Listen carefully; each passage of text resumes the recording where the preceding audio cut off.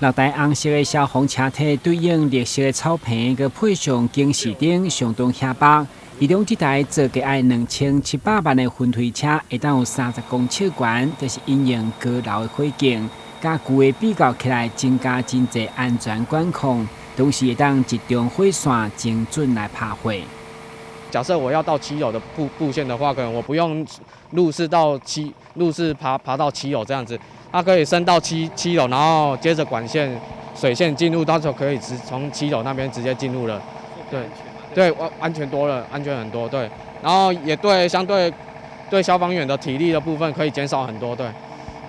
另外，这台属于南科消防分队所添购的救助器材车，经有国内上紧3-5分钟内，就将气瓶充好，各无线遥控的照明设备，加上新方便的破坏器材等专用的设备。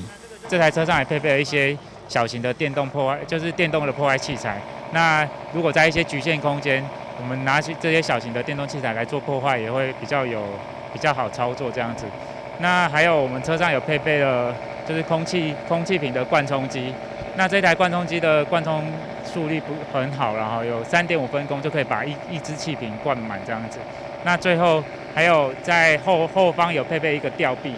消防局为了让执勤的拍火兄弟更安全的方法加好的工具来操作，于109年陆续推动10大车辆安全的预防作为，同时便利预算换新器具。根据了解，这6台加价就高达6400万，毛台南的消防车现况拢无超过20档。对超过20年的车辆呢，都把它汰换。那经过今天的汰换呢，整个台南市的消防车呢，已经没有20年以上的。那对我们整体的战力呢，有很大的提升。我很感谢市长对消防局的大力支持。那我们会善用这些器材、这些车辆来保障市民的安全。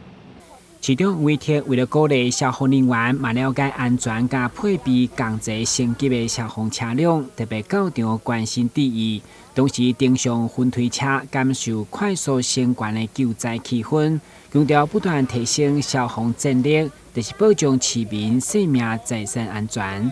台南新闻管制何秋芳采访报道。